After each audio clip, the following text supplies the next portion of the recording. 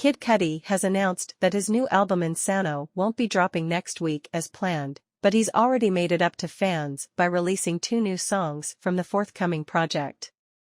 The Cleveland, Ohio native shared the good and bad news on X on Monday, September 4th, explaining that he's decided to delay Insano, which was originally scheduled to arrive on September 15th, to early next year because he needs more time to present it in the best way. "Hey fam! Got some updates for y'all. Some bad news, some good," he wrote. "I have to push Insano back till January. I want to make sure that everything lines up and I give y'all the best version of myself. This album is amazing and I want to make sure I present it in the best way for y'all. That's the bad news. I still plan on releasing the next single soon, so don't even worry about that." He continued, "The good news is, since I'm doing this and I know you all are fiending to get a listen of the album, I'm releasing 2 new jams from Insano tonight on SoundCloud. Just for you. And I promise I won't take them down. These songs are some of my favorites on the album and I really think you'll dig 'em. I'm sorry for the delay everybody, but I'm a perfectionist. And things gotta be right. I love y'all. Enjoy." Kid Cudi's double dose of new music includes Ill What I Bleed and Most Ain't Dennis. The former is a festival-ready banger featuring a woozy, thumping beat and auto-tune tinged vocals from Cudi, who defiantly sings about surviving life's trials and tribulations. The latter evokes indie Cud tracks like Burn Baby Burn and Lord of the Sad and Lonely as it finds Cutter spitting menacing bars over distorted, speaker-rattling production. "One thing I learned from these lames in the game / most ain't friends, most ain't Dennis," he raps, saluting his loyal longtime manager and business partner Dennis Cummings.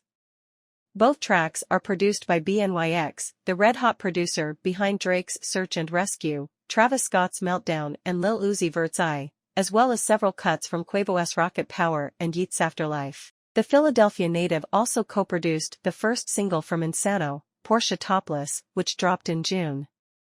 "Me and BNYX a major problem, I can't wait for y'all to hear what else we got on this one," Cudi added in a separate post on X, hinting at more collaborations between them on Insano. New favorite producer. He laced me. Kid Cudi first announced Insano back in February, telling fans, "The new chapter has begun and we've reached a new level."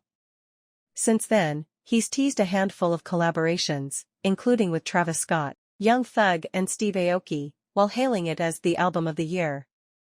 "I've never made a project this powerful before in my life.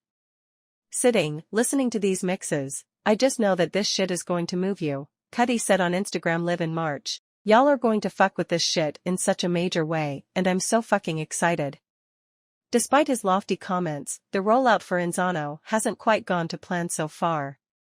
Before delaying the album, Cudi U-turned on making Flex the first single after a snippet shared on social media received a lukewarm reception.